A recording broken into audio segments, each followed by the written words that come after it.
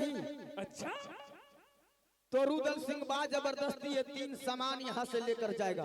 अरे किसकी रही मैया बाजी बाजी न जनमा,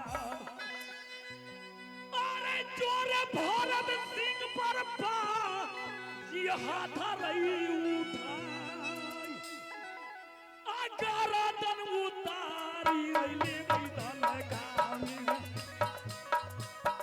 राजा यही कहा मानो हमार, अगर दन उतारी ले मैदान गामी। कौने महीना में तू तो बाहर रे भाई, कौने महीना में रोबै रे सियार, अरे कौने महीना जोरी तिरिया रे रोबै, ये करपति खटै रे परदेश, कौने महीना में तिरिया रो, कार्तिक महीना जो भी टुकुरा रे रोबै, अब माघ महीना जोरी रोबै रे सियार, अब फागुन महीना जोरी तिरिया रे रोबै, अजी सकारै पति बसै रे परदेश, फागुन महीना जोरी तिरिया रोबै। महीना रे नामी लागे, कौने महीना में लागे हो शिवरात, अरे कौने महीना में लागे, बबुआ सुनल रे ध्यान लगाए, आहा राजा भोला सिंह, अगर तुम मानने के लिए तैयार नहीं हो तो है तुम्हारे भुजाओं में बल, तो निकालो अपने मियानों से तलवार और क्षेत्र में हो जाओ तैयार। क्या मौत तुम्हें धिक्कार रहा है? अभी भी कहता हो कि दल का घर छोड़कर वापस लौट जाओ, नहीं तो जो दल का घर आता है वे दल का घर से वापस लौटकर नहीं जाता है। अच्छा, मैं लौट कर चला जाऊंगा, अगर तुम प्यार से अगर वो 3 सामान दे दो तो मैं यहाँ से लौट कर चला जाऊंगा, ये न था? सोच लो, वो 3 सामान तो जाएगा ही, तुम भी जाओगे जान से, और ये पूरे दल का गढ़ में मैं आग लगा कर रख दूंगा। उदय सिंह, ये मोहब्बा नहीं है, ये दल का घर है। अगर माँ का दूध पिए हो तो खींच लो मैलों से तलवार, हो जाओ मौत के लिए तैयार। तो आप हो जाओ रण क्षेत्र में तैयार। ऐसा चल गई माई आ गई रान तमारा में, अपो चला पठो भैया देव बलिदान, आज चला चल गई माई आ गई रान तमारा में, अपो चला पठो भैया देव बलिदान। जय मां दुर्गे।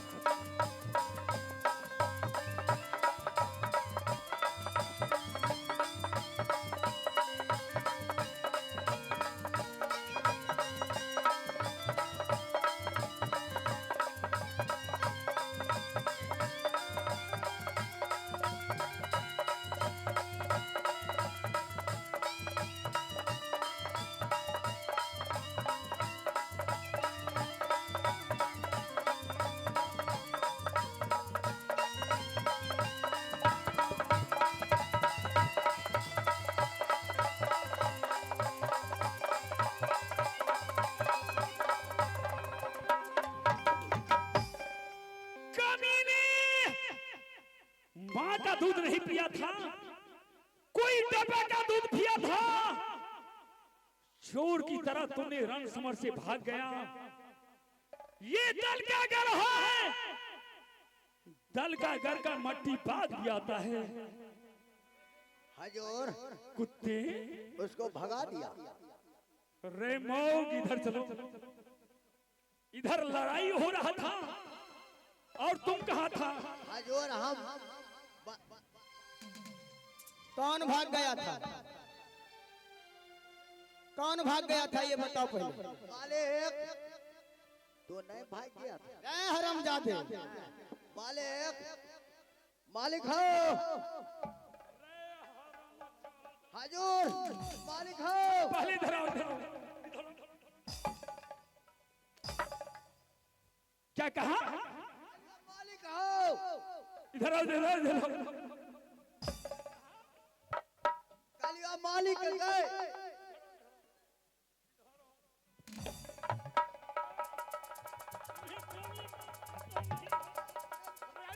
सिंह का राज दरबार है। क्या कहोगे? यही बिल्कुल क्या कहोगे बोलो? मालिक हाँ, सुनो, देख रहा है कि चारों ओर से दुश्मन घेर रखा है। हम होते ने बंदूक तान ले है। ये बंदूक है तुम्हारा? रे हराम जानो, शस्त्र था। ये भोंकने वाला है। अरे मार जाओ या मार दो। एकदम मिटा देगा, मार के मिटा दे। सुनो,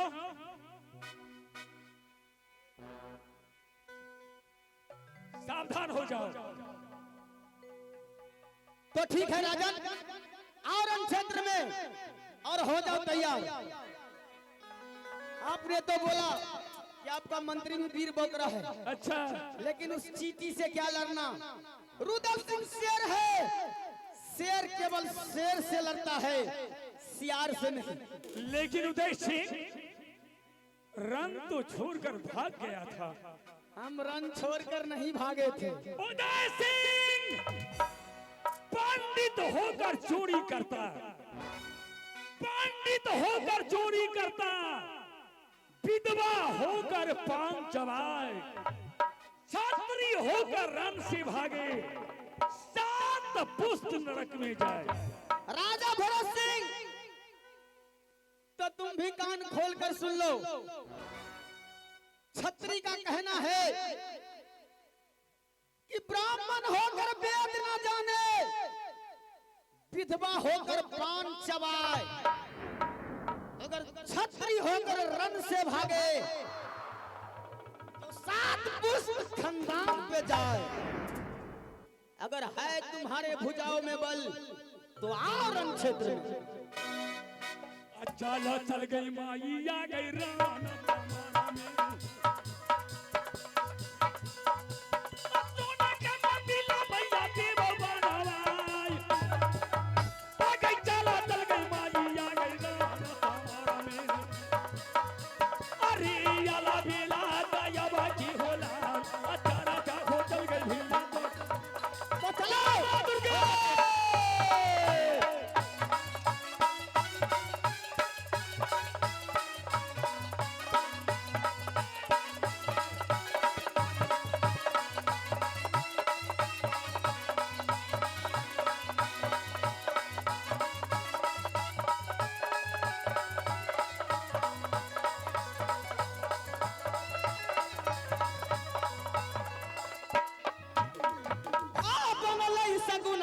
बता बाबू रुदला,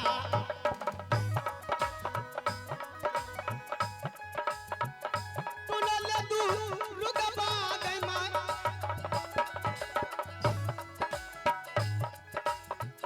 बनले सगुन मागत बता बाबू रुदला। आयब देवी सुनले दू रुगबा गई मां,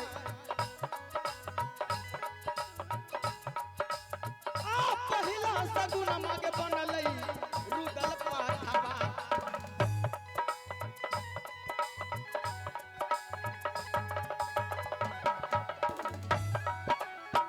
बोधलई लरैया गे मैया साल काहे करो, मैया तान सुनला देवी दुर्गा मोरी बोधलई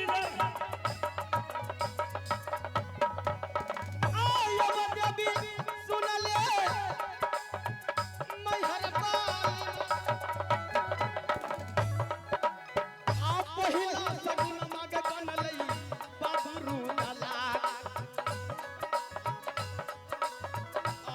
मुखा नहीं हो शेरा वाली माय आ कठिन लड़ाई गजे बता किला राजा भरत सिंह उदय सिंह, ये मत सोचना कि भरत सिंह रन से भाग गया है। तुम्हें ये पता नहीं है कि जब ये मारवेन बाजा बजता है तो दल का घर का मरा हुआ सेना छात्री जिंदा हो जाता है। महाराज अब इस बार आप जाइए, युद्ध कीजिए, मैं इस बगल से मरवन बाजा बजाऊंगा। तोरफल, ये हजूर। मैं उद्देश्य से युद्ध करता हूँ और तुम ये मरवन बाजा बजाओ। क्यों नहीं? देखूंगा कि ये कैसे तीनों समान दल का घर से ले जाता है। क्यों नहीं? मरवन बाजा बाजते हैं, यह वीर का जितना बल होगा सारा बल आप में समा जाएगा। जिस तरह मैंने युद्ध कर रहा हूं, तुम ये मरवन बाजा बजाओ।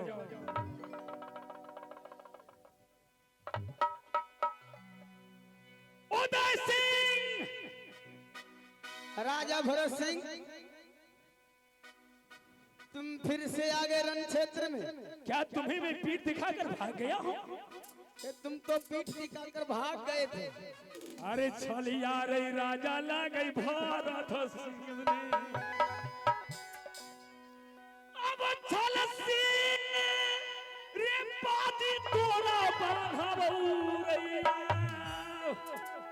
अरे बारा लारा बैका ला गई भारत सिंह ना। अजे गारा रे बाला के नहीं रे सुमार। बारा लारा बैका ला गई भारत सिंह।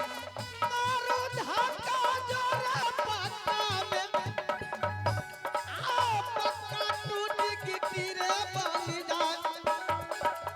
अरे करबा पानी रे है मोहबा का जिसको पीने नरक चली जाए। करबा आओ हो जा तैयार।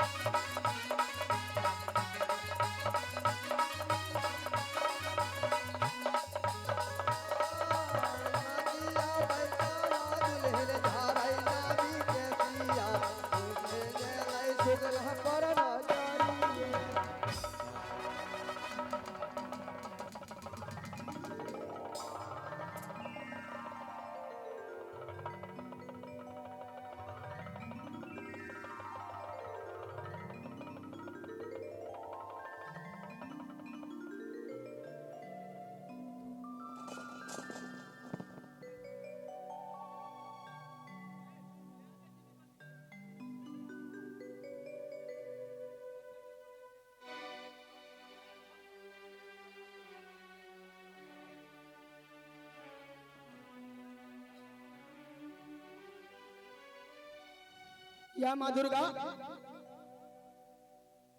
ये छलिया देश का छलिया राजा अगर ये बल में पार नहीं पाया तो ये ब्रह्मा जी का दिया हुआ ब्रह्म फांस से हमें फंसा दिया है। क्योंकि ब्रह्मा जी का दिया हुआ इसके पास एक मरवन बाजा भी है। राजा भरत सिंह से आज तक कोई भी छत्री पार नहीं पाया है। इसलिए कि चाहे कितना भी बलशाली हो छत्री, राजा भरत सिंह अगर पार नहीं पाता है तो वो मरवन बाजा बजा देता है।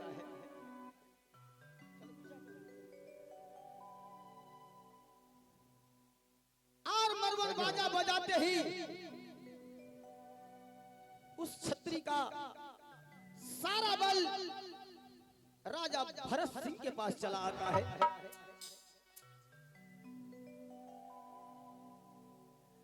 आगे जुल्मा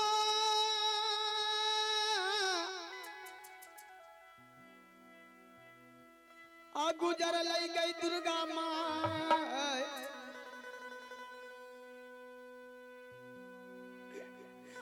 गई किला लगा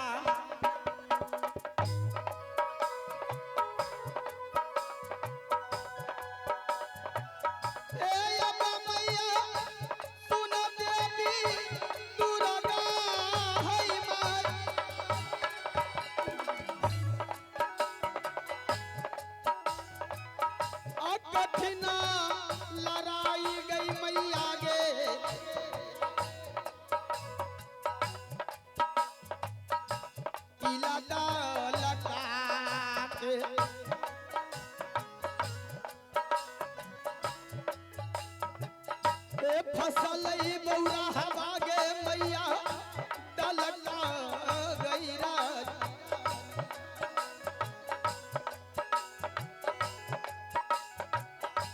कठिन लड़ाई गई देवी किला लगा।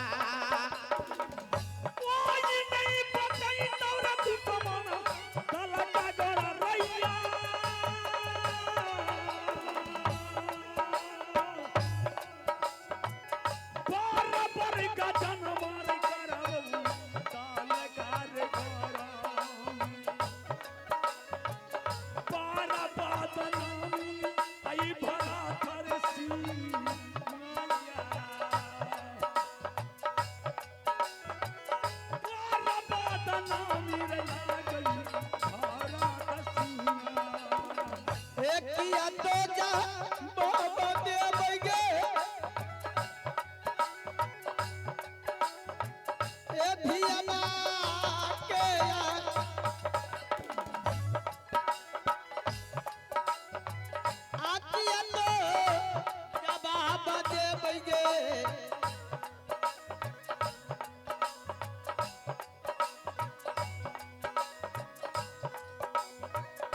बेटी कांचना के